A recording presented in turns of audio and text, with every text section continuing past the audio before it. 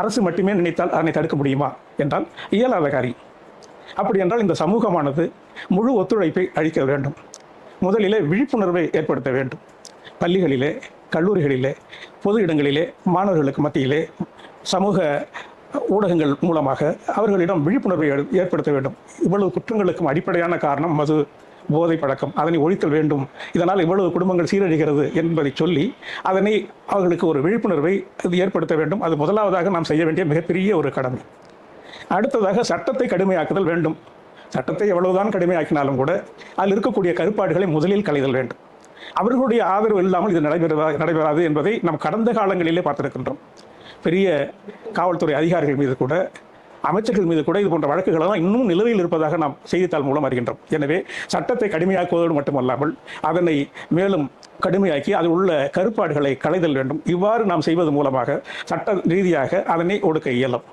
மூன்றாவதாக குடும்பத்திலே உள்ள குழந்தைகளுக்கு, நம்முடைய சிறார்களுக்கு அன்பு மூலமாக, கனிவு மூலமாக நாம் அவர்களோடு பழகுதல் வேண்டும். அவர்களை தனிமையிலே விடுதல் கூடாது. அவர்களுக்கு அறிவுரை சொல்ல வேண்டும். வளர்ந்த பிள்ளைகளுடன் தோழமையோடு நண்பர்களாக நாம் பழகுதல் வேண்டும்.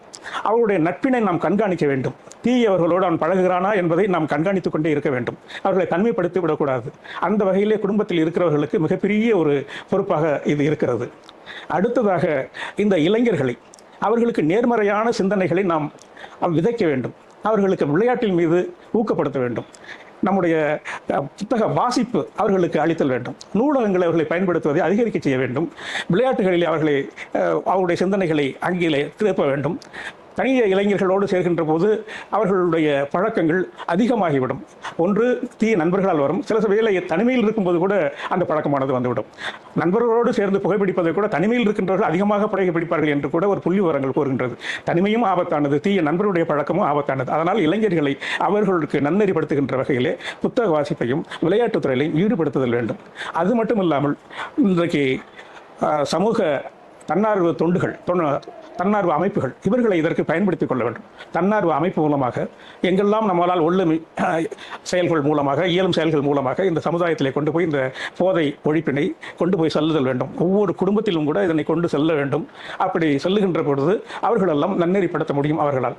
முன்பெல்லாம் பள்ளிகளிலே நீதி வகுப்புகள் எல்லாம் உண்டு, நீதிநெறி வகுப்புகள் எல்லாம் உண்டு. அந்த வகுப்புகள் எல்லாம் இப்பொழுது கடன் வாங்கி கணிதத்திற்கும் அறிவியலுக்குமாக பயன்படுத்தி விடுகிறார்கள். எனவே பள்ளியில் எல்லாம் நீதி போதனையை அதிகரிக்க வேண்டும். அந்த குழந்தைகளை நன்னெறிப்படுத்த வேண்டும்.